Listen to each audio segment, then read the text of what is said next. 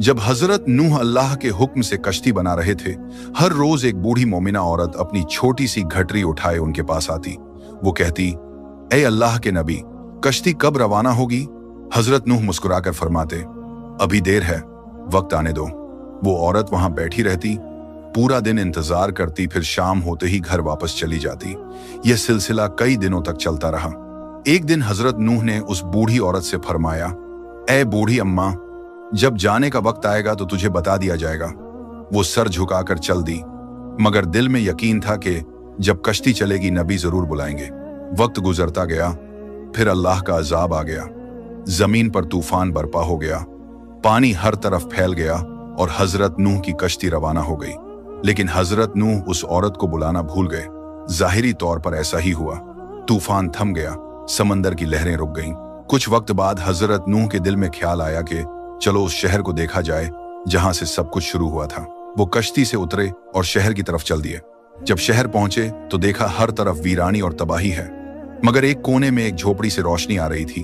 एक दिया जल रहा था। हजरत नूह हैरान हुए, इतना बड़ा तूफान आया, सब कुछ डूब गया, लेकिन यह दिया कैसे जल रहा है? उन्होंने जोर से अल्लाहू अकबर कहा। झोपड़ी का पर्दा उठा।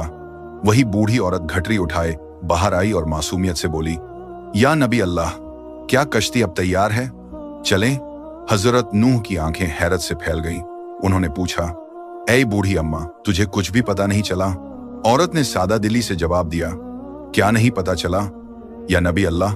हजरत नूह बोले, इतना बड़ा तूफान आया, दुनिया डूब गई, बारिशें बरसीं, लोगों पर अजाब आया और तुझे कुछ खबर नहीं? वो औरत मुस्कुराकर बोली, या नबी अल्लाह, एक दिन बादल थोड़े गरजे थे और हल्की सी फुहार पड़ी थी, बस। हजरत नूह ने आसमान की तरफ देखकर फरमाया, ए मेरे रब, यह क्या मौजिज़ा है? तब अल्लाह ताला ने उन पर वही नाजिल फरमाई, ए मेरे प्यारे नबी, इस औरत के दिल में तुम्हारी मोहब्बत थी और तुमने इससे वादा किया था कि जब कश्ती रवाना होगी तुम इसे ले चलोगे।